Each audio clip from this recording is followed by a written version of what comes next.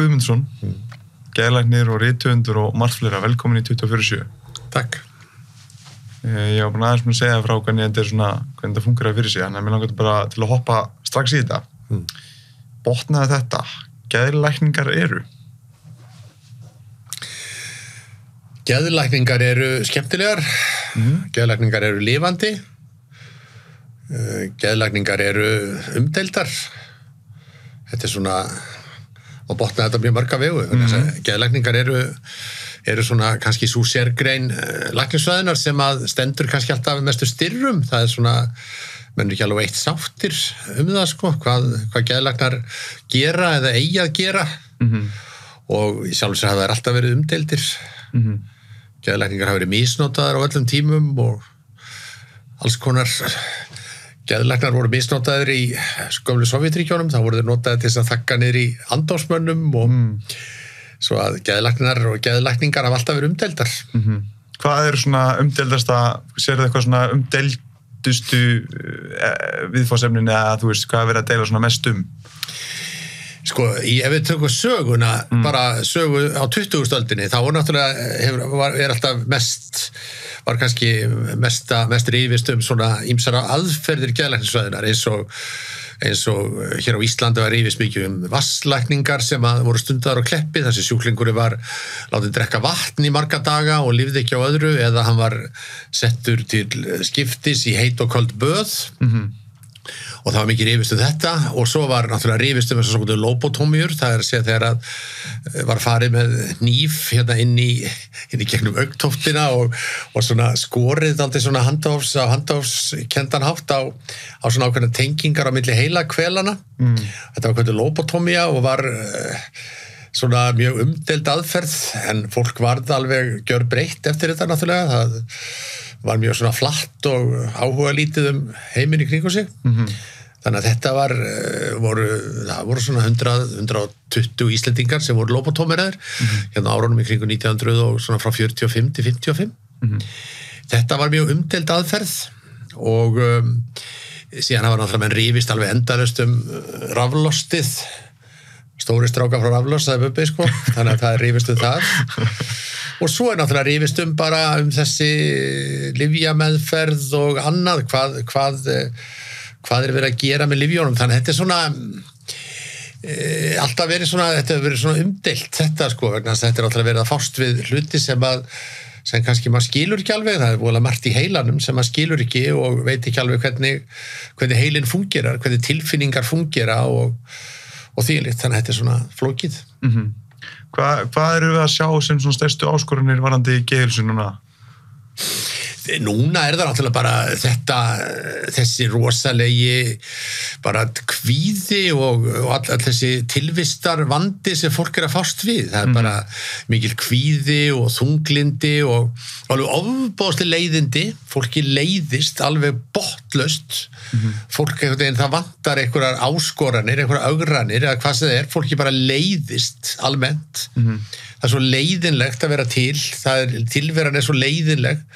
Það er allt svo leiðilegt. Það er svona ein af aðal kvörtununum í mínu starfi. Það er bara fólki leiðist ofsalega mikið og svo er það skilgreint sem þunglindi eða kvíði eða tilvistarvandi eða eitthvað þvílíkt en þegar maður fyrir eitthvað að svona skera eitthvað í það eða aðeins að kryfja það til merkjar þá er þetta bara leiðindi. Fólki leiðist svo mikið. Það er ekki nógu mikið fútt í tilverinu í öllu þessu fútti sem er sko, í öllu þessu rosalega áreiti sem er, það bara finnst fólk ekki nógu gaman. Svo er náttúrulega bara eru þessi gömlu geðsjúkdómar sem hafa náttúrulega alltaf verið fyrir hendi eins og geðhvörf, þunglindi, geðklofi. Þetta er svona gömlu sjúkdómar sem alltaf verið og þeir breytast mjög lítið en það sem að breytist er kannski þessi svona almenna andlega vanlíðan sem maður finnur mjög mikið fyrir. Þessi svona hvað fólki leiðist og er með kvíðið og öll þessi börn sem eru kvíðin, allt þetta ADHD, þannig að það eru margar áskoranir.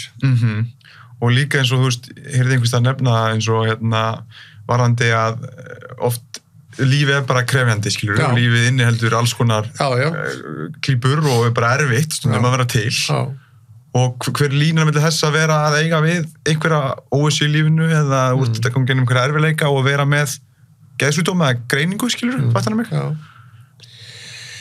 Já, og þetta náttúrulega bara, svo hefur bara svo margt svo breyst einhvern veginn að fólk fólk viðurkennir ekki að því megi líða illa, það engin ekkert rými fyrir vanlíðan eða kröfur eða bara fyrir verki eða eitthvað til, það bara þér á að líða vel, það einhvern veginn þetta, þér á alltaf að líða vel, það á ekki að koma fyrir þig, þú átt ekki að farið í gegnum lífið svona nokkuð áfallalaust og ef þú lendir í einhverjum áföllum, alveg sama hvort það að springur á bílnum þínum eða eitthvað annað, þá átt að fá áfalla hjálp því að þetta áfall sem þú verður fyrir þetta svona breytir eða ruglar aðeins þessari daglegu tilvistinni og svo svona þetta mjög breytilegt sko, fólk einhvern veginn, það gengur út frá því að allt eigi að vera slétt og fellt, þér eigi alltaf að líða vel, þú ert aldrei að finna til og þau bara fljótturinn að þegar maður líður illa strax líða vel, strax aftur alltaf að líða vel, þeir eru alltaf að líða vel en það hægt? Nei, og þá kemur þessi ásókn í alls konar svona lausnir það er þessi ásókn í geðlyf, ásókn í þunglyndislyf, ásókn í vímugjafa og núna þetta sem er mest í tísku núna, það er þessi ásókn í svona hugbreytandi efni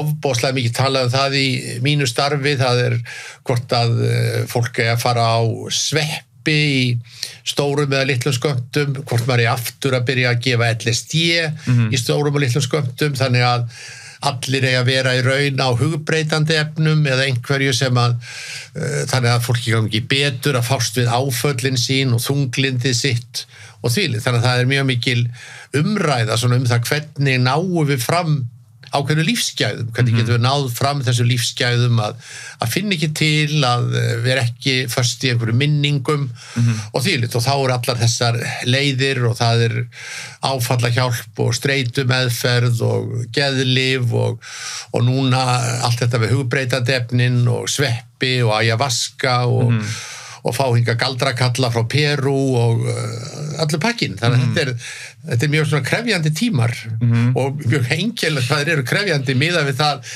að mannkyn hefur aldrei haft það jafn gott og aldrei verið jafn heilbrigt, aldrei verið jafn ríkt.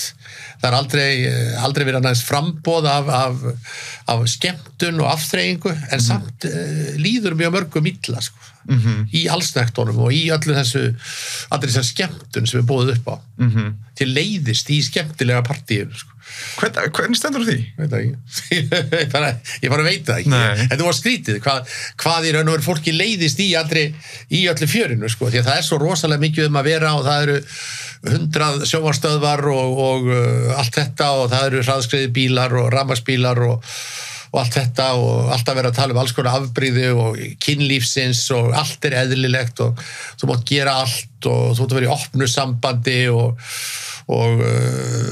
bara þú mátt velja þér kyn og því þannig að þetta er mesta frjálsræði sem að hefur tíðkast í sögu mannkynsins, það er núna kannski á þetta að vera enn frjálsara eftir 10 ár en það var aldrei verið annars frjálsræði og svona þessi ákvörðunarréttur einstaklings þess að ákveða hvað hann vill hvort hann vill lifa kynlífi með einni konu eða einum manni eða 10 eða vera í opnu sambandi eða vera í BDSM sambandi eða eitthvað þýðilegt og svo er heimurinn bara orðin, þú getur ferðast hvað sem þú vilt og þannig að þetta er ofsalega mikið frelsi sem maðurinn hefur og það er það sem er svo skrítið að í öll þessu frelsi að þá er öll þessi vandamál sem við erum að sjá, öll þessi kvíði, allt þetta þunglindi, öll þessi leiðindi og svona þessi óerð að langa til að gera eitthvað meira og þýðilegt Mér finnst áhugavert með, hún nefnir með alla þessa möguleika, við höfum alls konar möguleika en er ekki talað að ég man ekki hver sagði það en hún sem Edith Eger hún skrifaði, hann sagði frelsi án ábyrgðar er bara sturlun Já, það má segja það er alveg rétt það verður náttúrulega, þessu frelsi verður að fylgja ákveðin ábyrgð þú verður að bera ábyrgð á frelsinu, það er alveg rétt Það gæti verið þessum ekki bera nógu miklu ábyrgð? Nei, kannski en viljum svona gína yfir allt of miklu, sko. Viljum fá allt of mikið. Snöggt. Já, strax, sko. Strax í dag, sko. Skammtíma verðlaunin, svona síminn og tölvupósturinn. Já, það Ég velti því fyrir mig hvort að því að þú veist okkur skortur ekki neitt. Nei. Við höfum allt. Og lífið erfitt, samt, þú veist. Já. Lífið röð vandamála áskoruna í rauninni. Já. Og tölum bara út frá einstaklinum, burt sér frá hvað hann er. Og ég velti því fyrir mér hvort að fleiri vantar bara verðugan tilgang eða þú veist, að fylgja einhverju verðugu stefnu í lífinu sem samt þess virði að fylgja þú sér við, sko. Það er þessi alveg rétt, sko. Það er náttúrulega tilgangur, það vant mjög marga skortir einhver tilgang í lífið, sko, og maður veltir alltaf fyrir sig hver er tilgangur lífsins og það er náttúrulega eitthvað sem að heimspekingarnir hafa verið að velta fyrir sér í sko 4000 ár. Já.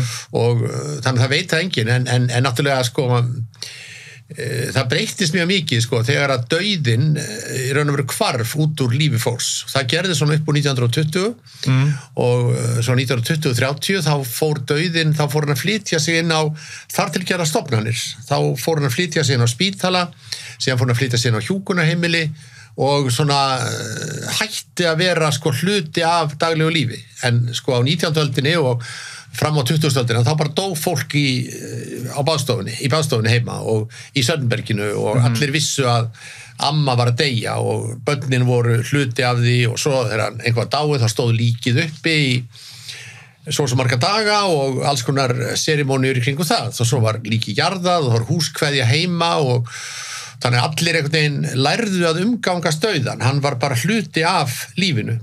Svo allir flutti dauðin út og hann flutti bara inn á þartilgerðar stofnanir og þá hvarf hann dálítið út úr lífi fólks og þá hætti fólk svona dálítið átt að segja á kannski sínum eigin dauðleika og endanleika.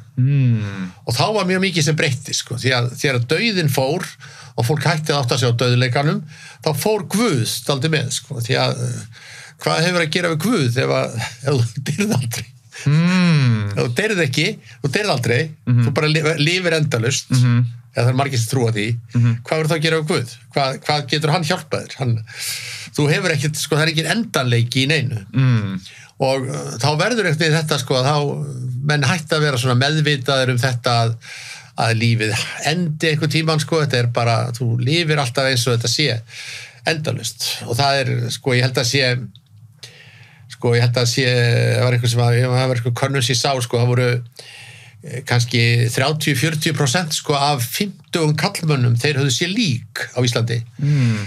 En sko fyrir 100 ára síðan, sko, þá hefði verið hver einandi 50 kallmönnum þessi lík oftar en einu sinni, því að þeir höfðu orðið vitni að dauðastríði. Þannig að dauðin var hluti af lífinu, en nú er það ekki lengur. Það hafi breytt rosalega miklu. Vantar okkur þá meiri tengsli dauðan til að fá hvatan til að hvatan til að lifa, já.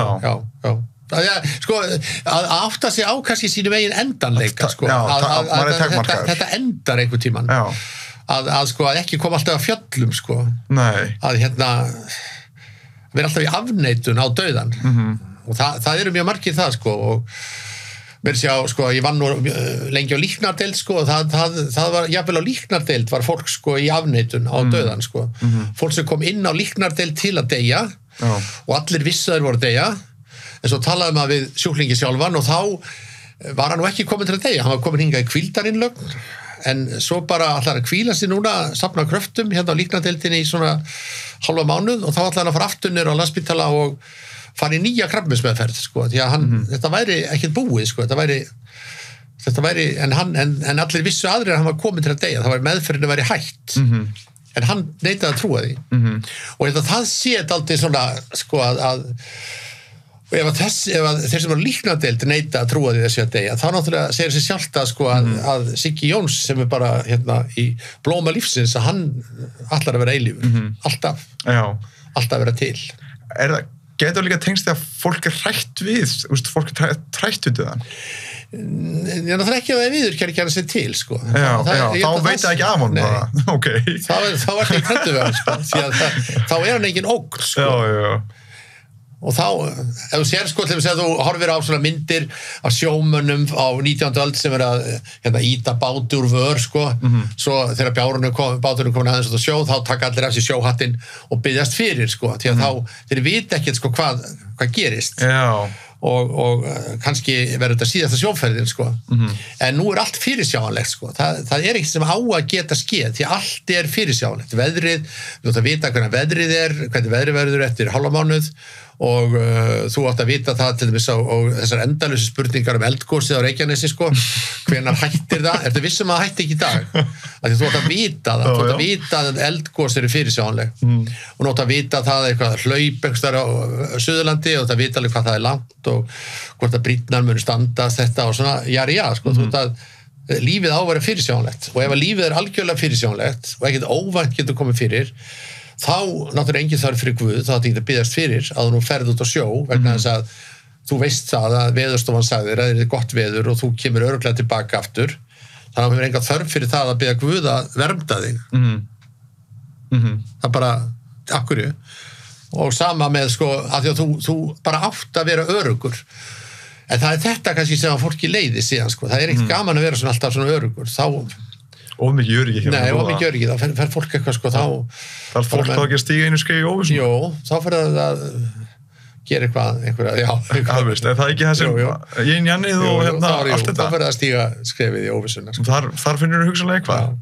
Reyna að finna eitthvað sem ekki fyrirsjáanlegt sko. Það fólki leiðist fólk verður leitt á þessum fyrirsjáanleika smá saman sko og þá fer það að eitthvað að ögra örlögunum sko, eitthvað að skora örlögin á hólm sko, algjörlega keyra á mótorhjóli á 200 km hraða yfir Hellisheiði og sleppa stýrinu og taka mynd af hraðamælum þetta volfjör þetta kick sko en þetta eitthvað algjörlega tilgangslöst kick sko þetta svona ófyrirsjáanleiki sem forfeður hefur aldrei sko verið að leika sér svona lífinu sko Nei Þannig það svona, þetta er áhugavert. Já, þetta mjög spennandi að fylgja að reyna einhvern veginn að átta sig á því hvað varðum sko svona þennan dauðleika og þetta sko átta sig á eigin endanleika og því sko. Nú allir að bara vera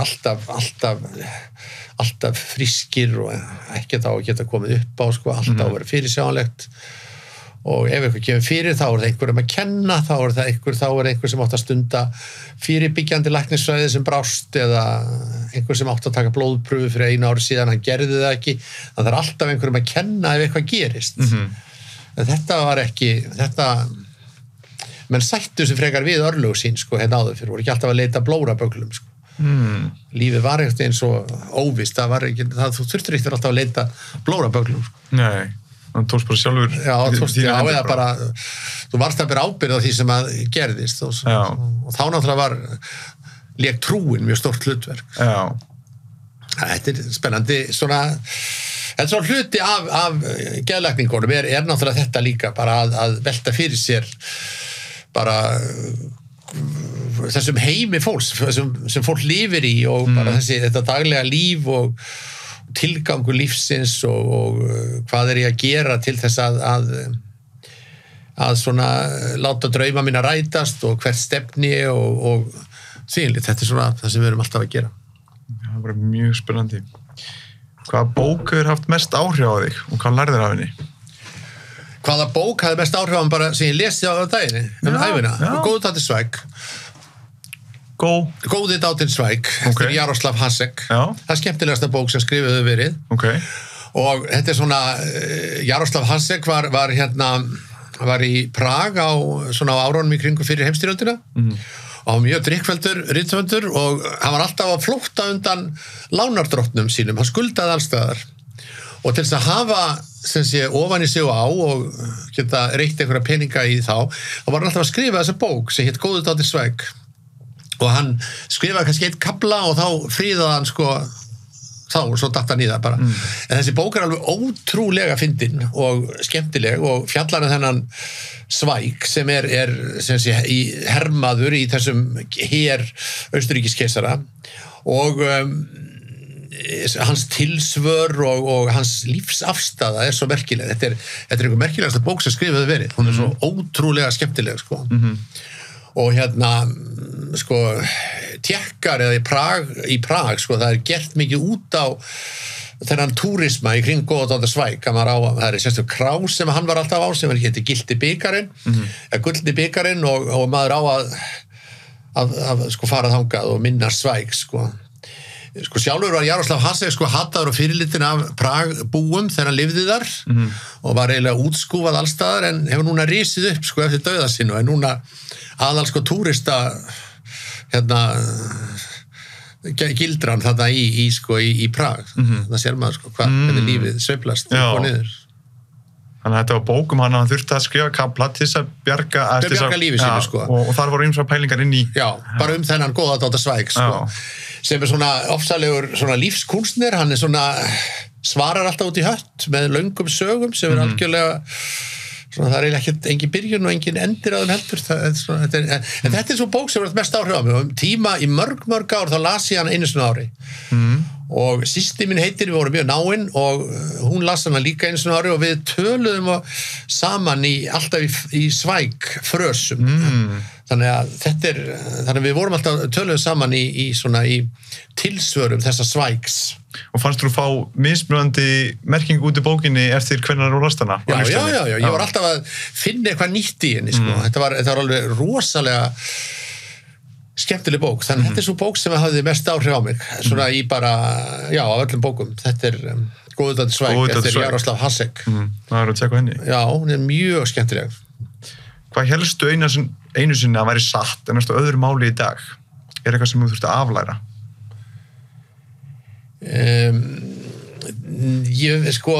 Það var kannski þá svona bara þessi svona lífsafstaða sem maður hafði sem unglingur. Ég var mjög vinstrisinnaður og var alinn upp á mjög vinstrisinnuðu heimili og svona alinn upp við það að svona kommunismin og Sovjetríkin væru það sem koma skildi og ég var mjög svona heit trúaður á það, hélt alltaf með Rússum í öllum átökum og fótboltaleikjum og því líku og svo einhvern veginn bara áttaði maður sem smá svona á því hvað þetta var alls saman mikið blekking og fór til Austur-Berlínar, fór síðan til Vestur-Þýskalands og síðan hef ég stúderað mikið sögu Þýskalands og einhvern veginn þá hefur maður svona einhvern veginn átt að sjá því allir þessi pólitíski boðskapur sko kannski fyrir hluta 20. aldar hvað hann í raun og veru stenst ekki tímans tönn allt þetta með sko kommunismann, trúna á Sovjetríkin og þvílið, þannig að það hefur allt breyst mjög mikið í mínu lífi en hvort það sé eitthvað annað sem að hefur veit ekki sko maður frekar þá að maður hafi svona sko eins og svona maður eins og Sigmund Freud sem maður las mikið þetta einu sinni sko og síðan algjörlega búið að forkasta honum það var alltaf minnast á hann lengur og sálfræðingar ef þeir heyra talað um Sigmund Freud þá fara þeir að kasta upp sko þeir bara verða svo þeir fá svo mikla svona tilfinningalega sveiflu. En af hverju það? Gerði hann ekki bara ýmislegt mikilvægt? Ég held það, hann hafa gert ýmislegt mjög gott en hann var ekki alveg korrektur samkvæmt kannski boðskapnum í dag. Það sem ég fekk að heyra náttúrulega var bara í því að sálfræði bara þetta var einhver kókainu sko. Já, hann var það ekki sko, hann var ekki kókain, hann var nú að bera kókain í augun á sér voða mikið og svona en það náttúrulega sko það svo margt náttúrulega sem bara kemur og fer í lífinu sko, en maður hefur þá frekar reynt að laga sig að því en kannski hefur maður átt að segja á því að svona eins og þessi stefna Sovjetríkjana var og svo pólitík öll saman, þessi hægri vinstri pólitík og austur, vestur og játntjaldið og þetta alls saman að þetta var alveg ótrúlegur blekkingavefur þarna fyrir austan sko, það svona sem maður hefur það eitthvað sem er alveg svona mistrúna á þá það Sovjetríkin gömlu sko. Og hafið það ekki tengt því skelfilegar afleiðingar fyrir margar milljónir manna? Jú, alveg skelfilegar. Og ekki stórhættulegt bara? Alveg skelfilegar afleiðingar og náttúrulega stalinismin og allt sem að hann hafði í för með sér en þetta var svona eitthvað sem náttúrulega búið að skrifa mikið um þetta núna, þessi guðin sem brást sko, þessi trúabrögð á Sovjetríki sem slík sem að algjörlega brugðist. Algjörlega, og lærið að það var ekki alveg svo leiðis. Nei. Hver helsti vendupunktur sem þú eru upplegað í lífinu þessa? Það rétt að drekka. Það algjörlega bara vendipunkturinn. Það breyttist allt við það. Ég sem sé drakk allt of mikið sem ungur maður, sem menntaskólanemi og háskólanemi og ungur læknir og drakk bara allt of mikið og var til vandræða og áfengi við áttum ekki saman, ég og áfengi, það var bara þannig, við áttum ekki saman, ekki samleið. En síðan hætti ég að drekka mjög óvænt 1985 og bara einhvern veginn kom eitthvað upp á og ég hætti að drekka og það varð ofsalega breyting á lífinu, bara allt breyttist, ég skipti gír á öllum sviðum, ég fór og skipti vinnu, þá var ég að vinna sem heilsugæslulæknir í Keflavík og ég bara hætti og fór að vinna hjá S.A.A. og fór allt í einu að uppgöta að ég gæti skrifað nokkra bækur og bara það breyttist allt, öll mín stefna í lífinu. Svo datt ég það aftur, eftir að hafa verið edrú í mörg ár, í 12 ár, þá fór ég að drekka aftur og drakk síðan í 9 ár og var þá að reyna svona að hætta en tókst aldrei að hætta en svo að þessu 9 árum liðnum sem sé 2006 þá hætti ég aftur og það var alveg sami vendipunkturinn, það breyttist bara allt við það breyttist allt 85 og svo endur tók ég leikinn 2006 og þá breyttist allt líka sko. Þá var ég búin að vera alveg, hafði ekkert eiginlega verið að gera í neinu, sko, hafði verið að vinna eitthvað en það var svona ekki nógu gott sem ég var að gera og svo hætti ég að drekka og þá fór ég allt í gang aftur. Ég er búin að skrifa sko á þessu tímabili síðan, ég er búin að skrifa hennar 6-8 bækur, 6-7 bækur sem hafa komið út eftir mig frá 2006 og bara allt hefur breyst, einhvern veginn, svona bara einhvern veginn þetta að lifa lífinu, þannig að þetta eru mestu vendipunktar í mínu lífi, það er að hætta að drekka í tvígang, þannig ég með 2 vendipunktar, sami vendipunkturinn bara með margra ára millibili og það bara hefur látið lífið gjörbreytast og ræntalega verða afkasta meira og bara allt annað, það er bara allt önnur lífsafstaða, allt önnur trú á lífið og allt önnur trú á sjálfan mig og bara svona þetta var eins og að losna úr fangelsi og mér hefur tekist mjög vel einhvern veginn að halda því áfram og gengi mjög vel en þetta er eitthvað sem náttúrulega kemur ekki af sjálfu sér, maður þarf að fara á A-fundi og vera meðvitaður það að vera alkohólisti og vera alveg tilbúin að viðurkenna það og vera ekkert feiminn við það, þetta er bara þannig var mitt líf og sem sé, ég bý náttúrulega mjög lífsreynslu og lent í mjög mörgu og gert mjög margt og farið mjög víða og þvílíkt og það er náttúrulega hluti af þessu er alkohólismanum að þakka eða kenna að hvað ég hef verið að vera svona þvælst víða og hætt og mist vinnuna og farið eitthvað annað og skilið og farið í nýtt samband og svona, en þetta er þannig að maður býrað ákveðin lífsreynslu sem maður kannski vildi ekki hafa lent í en maður lent í henni samt og þá er náttúrulega bara að líta á það sem jákvæða reynslu úr því að maður slapp lifandi úr þessu öllu saman. Þannig að þetta er það sem þetta eru mínu vendipunktar í lífinu, það er þessi tveir. Mjög áhugavert. Hvaða nýja trúvenja eða hegðun hefur bætt lífið hvað mest undanfarin ár? Það er trúin á Guð og trúin á AA-samtökin og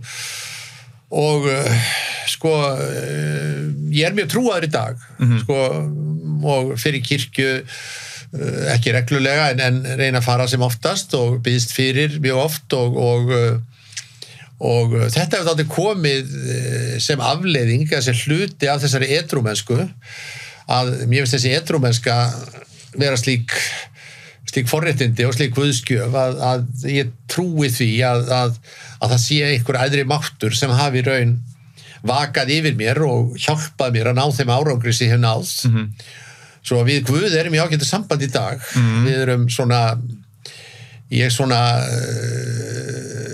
svona einhvern veginn býð til hans mjög oft og þannig að það hefur gjörbreyst þessi trú mín á Guð. Ég alin upp í sko svona miklu trúleysi og alin upp á svo vinstri sinnað heimili og þegar ég fermdi mig sko, eða lét ferma mig, þá var pabbi mjög sári við því og vildi það alls ekki. Þannig ég alin upp í svona miklum svona efasemdum á trúarbröðum. En síðan eftir smám saman hef ég, sérstaklega eftir að ég fór að verða, með því að verða svona mýl amaður, eða verða amaður, ekkert mýl amaður, men amaður, og þá hefur bara svona Guð náttúrulega hluti af því, þessi æðri máttur og að trúa því að maður getið ekki einn að verða að hafa eitthvað afl eða eitthvað kraft á bakvið sig. Og þá hef ég gengið inn í það og er mjög sáttur við það og svona,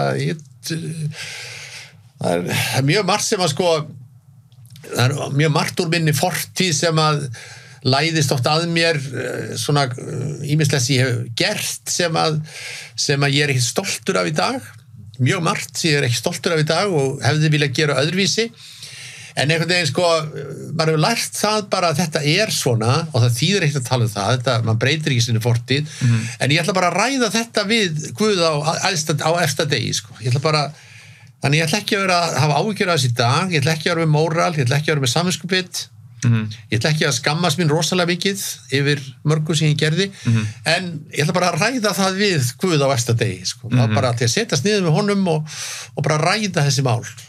Og mér finnst ágætt að hafa þessa tilfinningu, sko. Þetta með að bara að hann dæmir mig þá þegar það kemur og ég get svona búið í haginn með því að lifa nokkuð góðu lífi og vera góður við mína nánustu og bara reyna að vera góð manneskja og þá held ég að þá var maður ekki dæmdur þess hart þar að kemur, þannig að maður bara komin í þetta gamaldags svona kristni sko. En svolítið bara aðeinsbænin. Já, bara að vera aðeinsbænin og vera bara að búa í haginn fyrir eilíðina sko, eins og var alltaf í gamla daga sko. Já. Það var sagt sko að jarðlífið væri bara undirbúningur fyrir eftirlífið. En ég hugsa kannski ekki þannig, ég hugsa alltaf þennan að ég verð bara að ræða þetta við drottin á eftir degi sko. Já. En það ég hef þessa, en það trúin hefur hjálpað mér mjög mikið í lífinu, bara þessi trú á Guð og já, það hefur gert það. Er það ekki bara mikilvægt að því fannst það svona smá koma að taka yfir áfengiðurinni? Já. Er ekki bara, þegar maður sér tilhneigingu á fólki sem eiga við áfengisvandamál eða eitthvað svoleiðis, að það finnur sig í hvort sem er einhvers konar, hvort sem getur þess að verið veganismi eða getur verið alls konar svona eitthvað sem hefur verið rosalega í rauninni sko. Já. Það er náttúrulega áfengis, sko, alkohólismi er náttúrulega aðrar öfgar, sko, þetta er náttúrulega miklar öfgar. Já.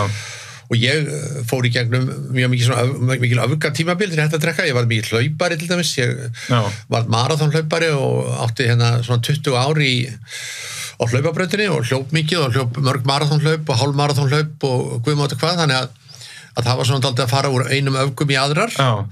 En svo hef ég svona farið en hef fundið svona meira svona kannski frið núna bara í trúnni og í því að svona biðjast fyrir, ég get ekkert íhugað, ég hef ekki þolinmæði það og get ekki verið í jóga því ég get ekki farið í lótustelling og nenni ekki og þannig að ég er bara ágættur í bara bænin, svona gamaldags bæn sko. Flott. Hver er uppáhalds tilvitnunin þín og af hverju? Uppáhalds tilvitnunin? Já. Uppáhalds tilvitnunin mín?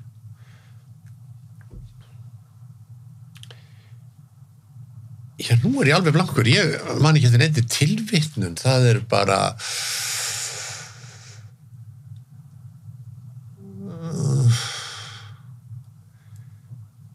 Nei, nú er ég bara alveg nota enga svona tilvitnun sem ég nota mikið í það er ekkert sem ég man eftir sem að svona hefur ekki sem ég man eftir svona úr eitthvað eins og var ég alltaf með þessa frasa úr góðadátanum sko, það var eins og svona ekki dýra þessi djöfull, hann sagði það stundum og eitthvað fleira svona sem að var einhverjum svona frasar en ég en það ég ekki mikið ít. Nei, það þá bara einhverjar vísur sem ég hef notað mikið eða svona hef oft svona farið með vísu eftir Sigurð B. Auðfjörð sem að svona ég skrifaði einu svona bók áfengi og svo skrifaði ég aðra bók dauðan og Sigurður Breiðfjörð var svona hluta þessum bókum. Sigurður Breiðfjörð rímnaskáld sem var uppi á 19. öldinni og var samtíma með Jónasar Hallgrímssonar og hann orti þessa vísu sem var svona að lifa kátur lýst mér máti bestur þó að bjáti eitthvað á að því hlátur gera má og þetta svona einhver svona bara vísa, hann var mýt mæðumaður, mýt alkoholisti og átti margar konur og var dæmdur fyrir tvíkvæni og dósa úr alkoholisma en það þessi vísa sem þá svona þetta að bara lifa kátur, lýst mér máti bestur. Það að lifa bara í deginum í dag og vera dátti kátur og jafnvel þó að eitthvað kom upp á að reyna bara að hlæja því eða að svona líta á það ekki eins og að heimurinn sé að farast heldur þetta sé ákveð verkefni sem það að takast á við. Þetta þetta ekki rosalega gáfulegt eitthvað? Jú, mér finnst það gott að grípa í þegar maður var að vera álálegur eða það gerist eitthvað. Þetta svona gáfulegt það væri þá helst að þessi tilvitun í Sigga Breiðfjörð það væri það eina sem datt í hugun auðvitað ef ég hefði undirbúið þá myndi ég koma eitthvað mikið gáfulegra svar þetta bara mjög gáfulegt rosalega gáfulegt, ég myndi vitna í Sartre og það sem hann sagði við Simone de Beauvoir kvöld í París þetta ég sagt eitthvað svolítið þetta var bara, ég segi þetta við komum bara skemmtilega óvart og verið bara ég held að Sartre hann hefði ekkert verið rétt í mark Hvaða ráð hefur þú fengið var þetta sína sérfræði kunnáttu sem það magnað og vilt deila þið með okkur eða það ömurlegt ef þú eru að vara okkur við því? Já, það náttúrulega bara þessi ráð bara reyna að nýta sér kunnáttuna sem bestan hátt, eða einhvern veginn svo ömurlegt að ég þurfa að vara við því nei, nú þetta aldrei blankur með þetta ég minnst ég hafa þetta náttúrulega bara eins og með kannski aðra sérfræði þekkingu í læknisfræði að náttúrulega þessir páfar sem hafa stjórnað, þeir eru alltaf að gefa einhver ráð hvernig maður á að lifa lífinu og hvernig maður á að gera og haga sér og því litið þá það alltaf bara alltaf þetta sama einhvern veginn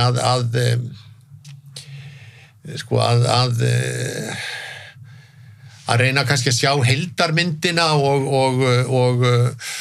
og skilja hismið frá kjarnanum og það það sem ég kannski það hefur alltaf verið svona verkefni hjá mér núna mjög lengi það að ég hef alltaf verið í þessum Íslendingasagnapælingum og að geðgreina persónu Íslendingasagnana og það þá gert á því grundvelli að maðurinn hefur ekkert breyst, hann alltaf eins, það alveg sami maðurinn fyrir 1000 árum, 2000 árum, 3000 árum, 4000 árum og maðurinn ekkert gáfaður í dag heldur en það var þá og það eru þessar dauðasyndir sem að stjórna okkur svo mikið, það græðgi og öfundsýki og svona losti og ýmsar svona neikvæðar tilfinningar og svo eru náttúrulega með jákvæðar tilfinningar alls konar svona göfu mennsku sem að líka stjórnar okkur en reynir að svona sjá þetta hvað það sem að hvað að gerast í þessu samtali hvað að gerast í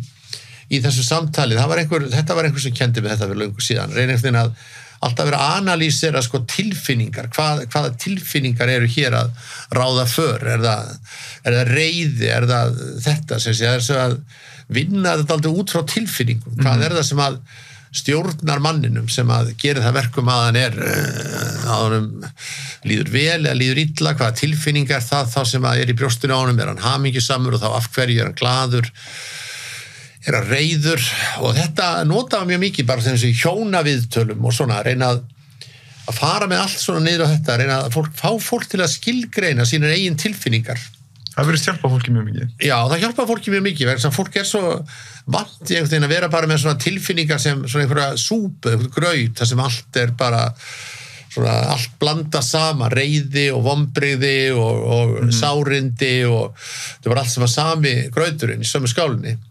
Er eina það að skilgreina þetta, hvað svona reiður? Hvað það sem hann gerir svona reiðan? Er það eitthvað sem konaði sagði eða eitthvað þínlíkt? Ömurlegt, það veit ég ekki. Jú, það náttúrulega alltaf einhverjir sem að nýta í okkur og okkar starf og það náttúrulega svona kannski þetta þegar við erum gerðir að blóra böglum fyrir eitthvað sem mjög erfitt að sætta sig við að maður hefur sagt eitthvað eða gert eitthvað sem var til þess að sjúklingurinn gerði eitthvað eða eitthvað týri, það er alltaf að reyna að finna einhverja sem að að kenna eitthvað sem gerist en þetta svona ekki, ég ekki alveg ég get ekki svarað þessu mjög gáfulega sko, ekki svona eins og síðust spurningu, ég svaraði mjög gáfulega sko. Þetta var ekki gáfulega svar. Með tilfinningarna mjög áhverð því að ég held að fólki vanti orðaforðan yfir það. Hvað heldur að margir geti greint frá mörgum tilfinningum, skilur mig, bara henni venjulegi leikmaður? Hann var mjög erfitt með það og þess vegna verðum við að reyna að hjálpa honum með það, sko, reyna að telja upp einhverja tilfinningar og reyna að fá hann til að skilgreina tilfinningar sínar og skilja á milli, skilja það, sko. Þetta ekki alltaf sami svona, bara, þetta er ekki allt sama tilfinningin, þetta eru margar tilfinningar og sem geta ein tilfinning svara öðrum eins og ef við vonbrigði þá getur svarað með reiði eitthvað þannig sko og þannig sko náttúrulega voðalega mikið af bara mannlegum samskiptum sem að stjórnað með tilfinningum allir allt þetta fólk sem snillingur í fílustjórnun til dæmis sko sem það sem stjórnar stjórnar heimili eða heilum vinnustað með því að vera alltaf í fílu, þú ert alltaf og allir eru hræddir við því, sko, hvað er hann akkur er hann í fílu, sko, er eitthvað sem ég sagði, eitthvað sem ég gerði eitthvað sem einhver annar gerði, þannig að það er allir það er svona alls konar stjórnunatæki, sko, fílustjórnun, frekjustjórnun óttastjórnun sjálfsvorkunarstjórnun, vera alltaf fórnalamb í öllum aðstæðum og þá færði ákveðna vörkun, vera alltaf sjúklingur þetta stjórna á mjög marga vegu, sko, og þetta er alltaf spurning þá svona ákveðna tilfinningastjórnun þú lætur tilfinningarna stjórna öðrum og það er mjög oft maður reynir að analýsera þetta, hvað er það sem þú reynir að fá út úr þessu hver er ávinningurna því að vera alltaf í fílu til dæmis hverju nærðu fram með því að allir eru að reyna að ná eitthvað fram hvað gerist áðurinn fyrir fílu hvað tryggir það og hvernig svarar og hvernig hefur þú vilja svara akkur fórst í þessa fílu og hvað finnst þér svona gott við að vera í fílunni sko? Þetta ekki snýst ekki rosa mikið líka bara meðvitund og ábyrgð Jú, bara einhvern veginn að bera ábyrgð á sér og það er það sem fólki finnst svo erfitt að gera að bera ábyrgð á sínum viðbrögðum og sínum tilfinningum og öðru, þetta er alveg erfitt þetta er svona mikið auðveldar að kenna einhverjum öðrum sko við líðum svo illa af því að þetta var svona og líka þá að kenna fólki að einhvern veginn að vera ekki að láta aðra stjórna sér, ekki að láta aðra að líta svo á að ef einhverja stjórna með fílustjórnuna þá sé það bara hans vandamál að maður láti það ekki stjórna sér sko. Og þetta er svo allt saman eitthvað sem að saman til tilfinningastjórnun, ég held að það sé eitthvað sem þá svona já, það myndi kannski svara þessu fekk eins og hérna hún heitir Siggadókina sem kom hún sagði kynfræðingur hún sagði einhvern veginn að getur engin móðgæði nema þú sjálfur sem er fyrst svo magna það er bara þá ertu komin rosalega langt þá ertu komin mjög langt sko. þá ertu komin mjög langt í þroska sko. þá ertu alveg búin að ná þessu meistara það sko.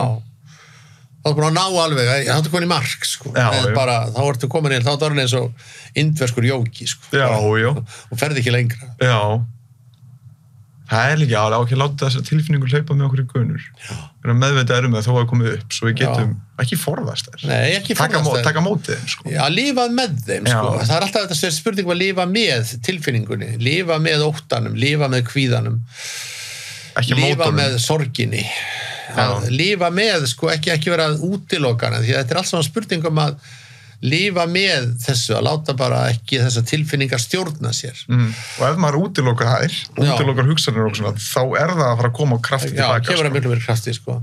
Það mótsögnin. Já, viðurkenna kvíðan og geta skilgreint hann og sagt hann svona, en ég læt hann ekki stjórna mér, sko. Ég áslega hræddur að fljúga, en ég fer samt og flýg. Já. Ég búin að skilgreinda fyrir sjálfum mér, ég mjög hræddur að fljúga, en það mjög litla líkur til eitthvað gerist, þannig að ég ætla að fljúga, en ég ætla ekki að láta kvíðan sem sé stjórna lífi mínu. Algjörlega. Og það það sem mjög margir gera, sko, láta tilfinningar að stjórna sér, sko. Láta tilfinningar hlaupa með sig í gönur, stjórna lífi sínu, láta kvíðan stjórna sér, óttan og allt þetta, sko. Þetta líka hluti af geðlækningunum, sko. Algjörlega. Að tala þetta, tilfinningar, skilgreina tilfinningar, hvað það sem stjórnar þér og hvernig ætlum við að lifa með því og reyna að sjá þetta svona, hvað er það versta sem geti gerst núna, svona. Algjörlega. Ímyndaði að það var ekki hægt að dæma þig og getur sagt frá einni skoðun sem gæti verið túlkuð sem óvinsæl öðrum. Hver var þessu óvinsæl skoðun? Já, þetta er náttúrulega mjög erfið spurning og þetta er náttúrulega þessi spurning það að vera pólitískt korrekt eða ekki, sko. Já.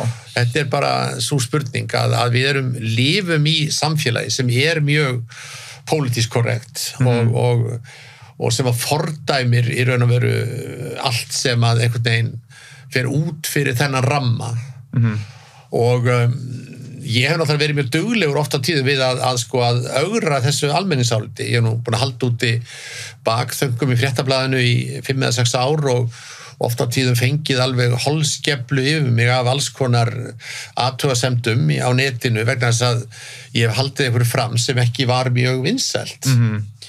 En sko það er náttúrulega gríðarlega margt sem er óvinsælt af öðrum og það er náttúrulega erfitt að fara inn á það. Við lifum bara í þessum heimi þar sem þú verður að passa það sem þú segir vegna þess að allt hent á lofti og hérna voru erfitt að segja ég ætla að halda þessu fram og það er aldrei að segja það er bara, maður er alltaf dæmdur, það er alveg sama hvað þú ert alltaf dæmdur fyrir það sem þú segir, sko. Klálega. Og síðan fylgir það þér alveg ævin á enda, sko. Og hérna ég held að sé núna 5 ár síðan þá komum við einhverju viðtali í síðdegisútvarpinu á Rás 2 og sagði þá eitthvað sem var mjög mörgum mislíkaði og það var misskilið mjög mikið sem ég sagði og ég var ekki nógu kannski skýr í því sem ég sagði.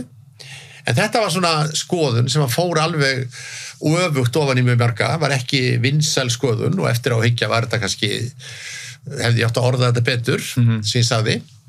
En sko, þetta fylgdi mér síðan og hefur fylgt mér ennþá. Þetta er fyrsta sem að kemur upp þegar ég googlaður, sko, að ég hafi haldið fram þessari skoðun sem að er í sjálfu sér ekki rétt. Ég hélt henni ekki fram, en það má túlka það þannig að ég hef haldið henni fram.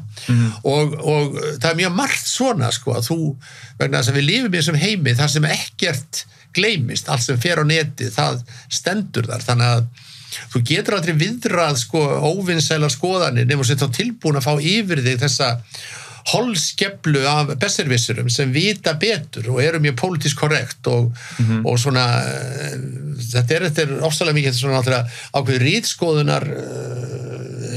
ritskoðunar stemming að þú mátt ekki segja þetta og ekki hitt og ekki það að sé bannað heldur að bara þetta umhverfi sem þú lifir í, það bannar ákveðna skoðanir, þú mátt ekki halda fram ákveðna skoðunum og ef þú gerir það, þá færðu yfir þig alla net heima. Og ef við fáum ekki allar skoðanir fram, hvað afleiðingar hefur það? Já, svo eru náttúrulega alltaf svona menn sem eru þora að fara út fyrir ramman og segja eitthvað sem að eins og Sigurður G. Guðjónsson núna lögfræðingur, hann er mjög svona kaldur að fara út fyrir ramman og halda fram skoðunum sem eru ekki vinsælar og eins Brynjar Níelsson og fleiri, þannig að það eru ákveðnir ofurhugar sem að ganga á hólm við almenningsálitið og við netheima en ég er alveg hættur að gera það ég er ekki nógu kaldur til þess lengur og kannski bara vil það ekki. Nei, ég skildi bara mjög vel.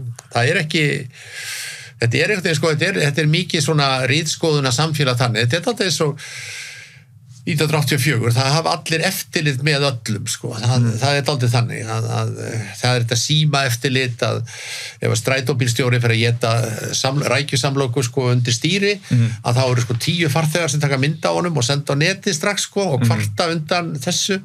Það þú ert allstaðar í myndavél, sko. Það er alltaf fylgst með þér. Fylgst með hvort ég geti rækjusamlóku á hérna opinberu vettvangi, eða þú segir eitthvað sem þú mátt ekki segja, þannig að það er alltaf einhver sem er tilbúnir að, sko, segja til þín, sko. Grípa þig, og sko finna hvar þú ert að mistíka þig, sko. Og segja frá því, sko.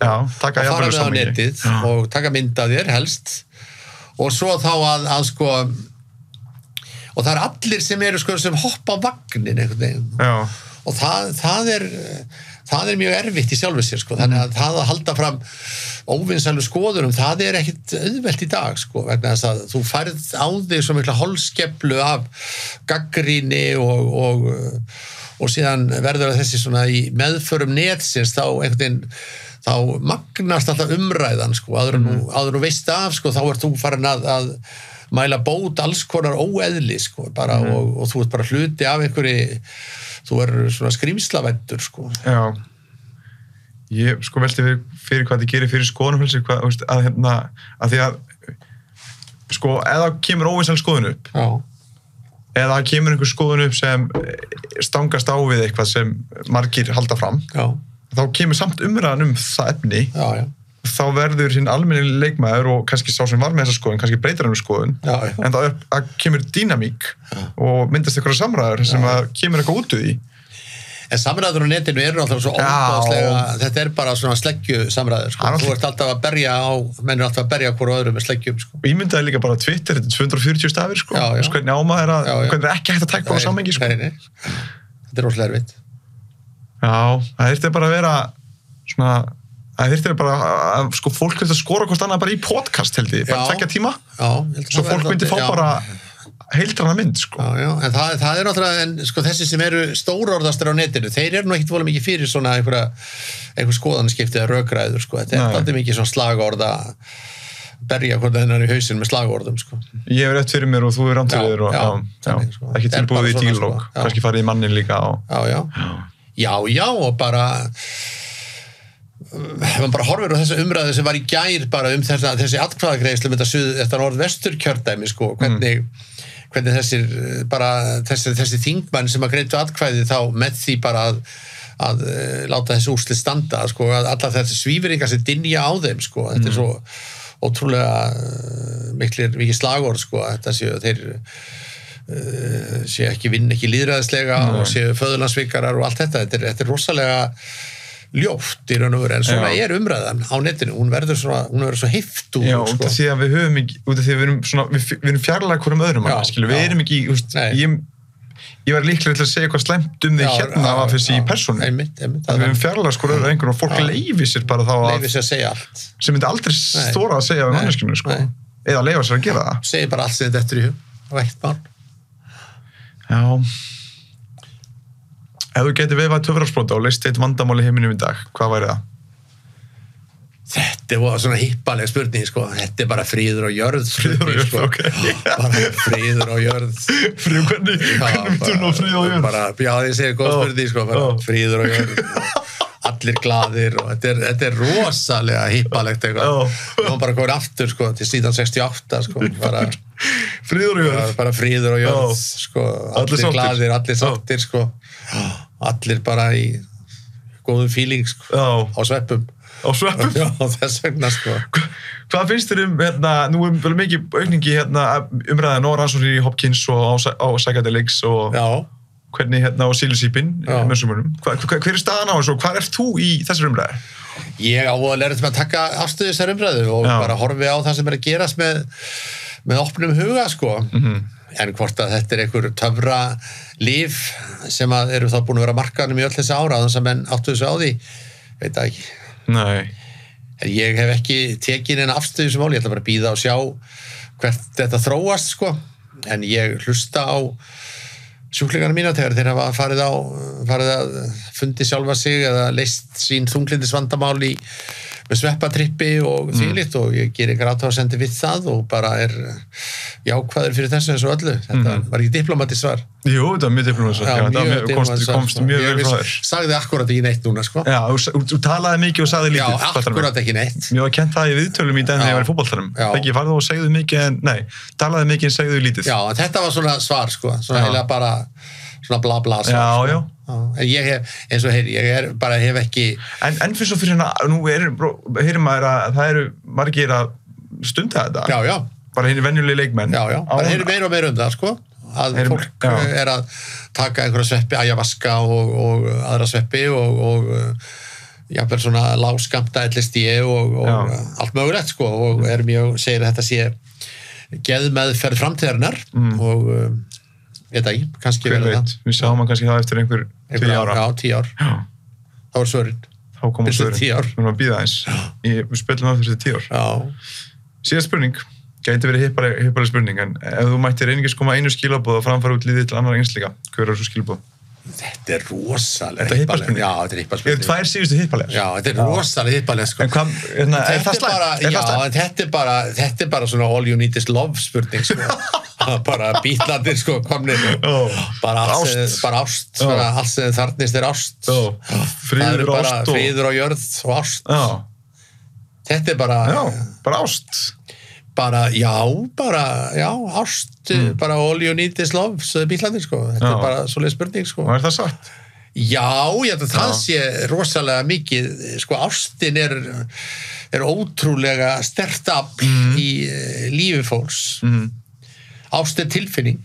Þú verður að vera ástfanginn. Þú getur ekki ákveðið að vera ástfanginn. Ástin er tilfinning sem finnur fyrir og það að vera ástfanginn er rosalega góð tilfinning. Manni líður mjög vel. Það er svona virkjast mjög mörg svona góð boðefni í heilanum og þvílíkt. Þannig að það er bara ágætt. Svo þetta er marga tegundir af ást, sko. Gamlu rómverjarnir voru með það líka, sko, og Grikkirnir, þetta skilgreina þessa ást, sko, svona gagnvart annarri mannesku og svo þessari móður ást og svo agape, þessi kristilega ást á eins og Guð elskar okkur og svona, en það er marga tegundir, en það er bara að segja ein skilaboð, það er bara að elska náungan og finna ástina, bara. Þetta var þetta gáð. Ég náði þér aðeins úr hippa-sorgum, sko. Ég náði aðeins að gera þetta var aðeins hippaleg spurning, sko. En hérna, já, þetta er bara gamlu hipparnir myndir svara þessu svona, sko. Bara ást. Já, bara ástin, sko. Bara þetta er ekkert annað. Já, þá erum við bara búnir. Ekki búnir? Hvernig varst þetta? Þetta var ágæð. Ég ætlaði að vera mikið gáðari, sko. Já, þú varst bara mjög gáðar. Ég hef kannski að spyrja bara meira. Ég var ekki nógu gáðar, sko. En maður einhvern veginn nógu gáðar? Nei, aldrei nógu gáðar, sko. Ef maður langar til að koma og svona bara alveg slá í gegn, sko, er alveg bara allt því svona mikla sem maður segir, sko. Já. En takk hérlega fyrir komuna og gaman spjallaði og kom ekki. Já, takk fyrir sömuleiðis.